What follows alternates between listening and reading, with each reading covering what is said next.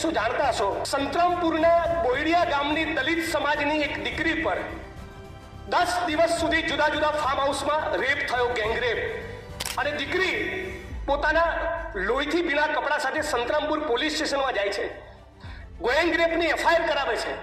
અને જ્યારે ખબર પડે છે કે એક રાજકીય પક્ષના 3 આગેવાનોના એ ફરિયાદમાં નામ છે અને હમણાં સુધી જ્યારે મેસેજ પહોંચી જાય છે ત્યારે શું બને છે, એ રાજકીય પક્ષના લોકો પોતાની મહિલા વિંગની બહેનોને સંતરામપુર પોલીસ સ્ટેશન મોકલી સંતરામપુર પોલીસ સ્ટેશનમાં ગેંગરેપની દાખલ થયેલી ફરિયાદ અને દીકરીના આ પ્રકરણ સબબ જે સ્ટેશન ડાયરીમાં નોંધ કરવામાં આવી એ એફઆઈઆરનું પાનું, સ્ટેશન ડાયરીનું પાનું ફાડી નાખે છે। હા, આપણા ગુજરાતની અંદર દલિત સમાજની ગેંગરેપની પીડિતાની ફરિયાદ પોલીસ સ્ટેશનમાં ફાડી નાખવામાં આવી અને રાજ્યની સરકારે આ મુદ્દે મૌન ધારણ કર્યું।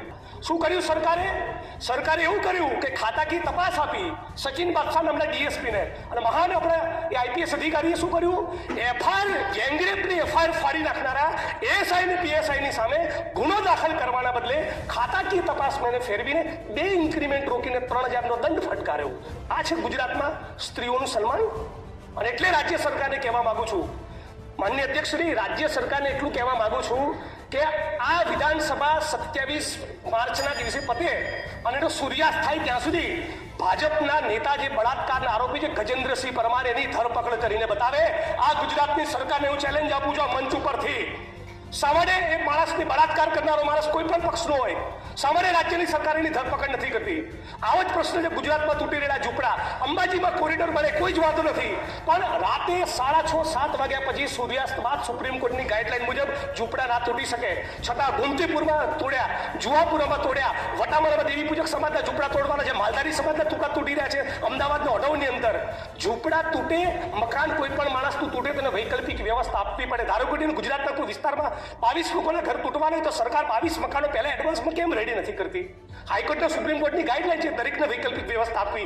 રાઇટ ટુ સેન્ટર એ કોન્સ્ટિટ્યુશનલી ગેરંટેડ આપણો ફંડામેન્ટલ રાઇટ છે, તો આ રાઇટ્સ ગરીબ માણસોને લાગુ નથી પડતો। રિયલ એસ્ટેટના માફિયાઓ, ઉદ્યોગપતિઓ જમીનોમાં દબાણ કરે, એ દબાણ ખુલ્લા ના થાય અને દલિત, આદિવાસી, ઓબીસી સમાજના ઝૂંપડા તોડી નાખવાના, એટલે બેઘર કરી નાખવાનો।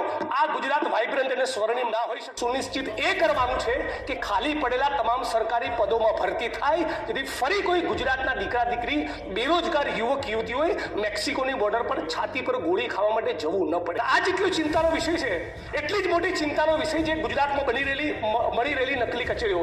માનનીય અમિતભાઈએ બહુ વિગતવાર વાત કરેલી, પણ એટલું કહેવા માંગુ છું કે ગુજરાતની વિધાનસભાનું મકાન બન્યું ત્યારની ઘડીને આજનો દિવસ બીજા કોઈ મુખ્યમંત્રી નથી જેના મુગટ ઉપર નકલી કચેરી રૂપિયા આટલા મોર પિંચ લાગેલા હોય, સિવાય કે મૃદુ અને મક્કમ માનનીય ભૂપેન્દ્રભાઈ। નકલી પીઆઈ, નકલી ડીવાયએસપી, નકલી સીઆઈ વિભાગ, નકલી જજ, નકલી અદાલત, આ બાજુથી નકલી વકીલ દલીલ કરે, આ બાજુથી વકીલ દલીલ કરે અને કોર્ટ ઓર્ડર પાસ કરે છે, બધું ધુપ્પલ, બધું નકલી।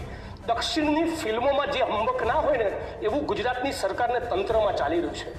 આટલી બધી નકલી કચેરીઓ બાદ રાજ્યની સરકાર એવું કમિટમેન્ટ આપવા માંગે છે ગુજરાતની 6.5 કરોડ 7 કરોડ જનતાને કે જેટલી પણ નકલી કચેરીઓ પકડાઈ એ તમામના કસૂરવાર, એમાં નેતા હોય કે અધિકારી હોય, 1 વર્ષમાં બધાની ટ્રાયલ પૂરી કરીને બધાને સાબરમતી સેન્ટ્રલ જેલના સળિયા પાછળ ધકેલીશું। આવી કોઈ પ્રતિબદ્ધ રાજ્યની સરકારની છે? શું રાજ્યના મહામહિમ રાજ્યપાલ આ સ્પીચમાં આ વિશે એક શબ્દ બોલ્યા છે?